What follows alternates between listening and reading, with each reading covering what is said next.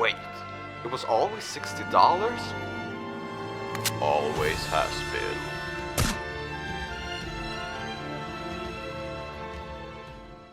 If I were to ask you what a standard video game would cost, I'd be willing to bet most of you would say something around $60. And that's not wrong. $60 has been a video game staple since the 80s, specifically for AAA games. FIFA 22, Black Ops 2, Cyberpunk. All these games will cost you $60 goddamn dollars.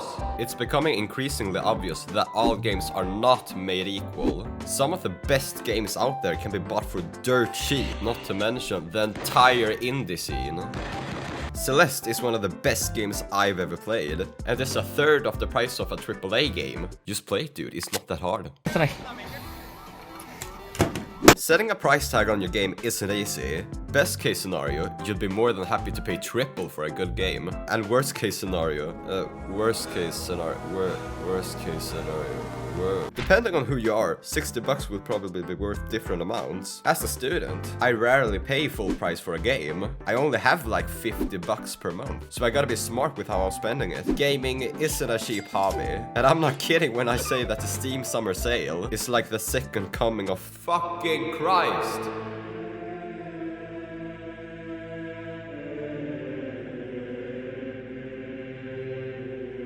And then there's people who just buy a bunch of games just for the sake of it. Yeah, fucking weirdos. Games have been $60 since basically the 80s. But what people forget to bring up is that if you check what that would cost today, you will get something like, $170 for Bible Adventures. $170! However, as time went on, games would continue to stay at $60, at the same time as money would diminish in value.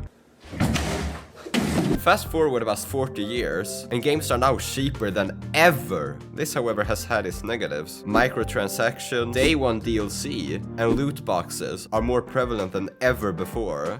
Man, it just makes me want. This has resulted in newer gen games beginning to cost up to $70, and that begs the question, is it fair to pay $70 just for some better graphics? Yeah, seems valid.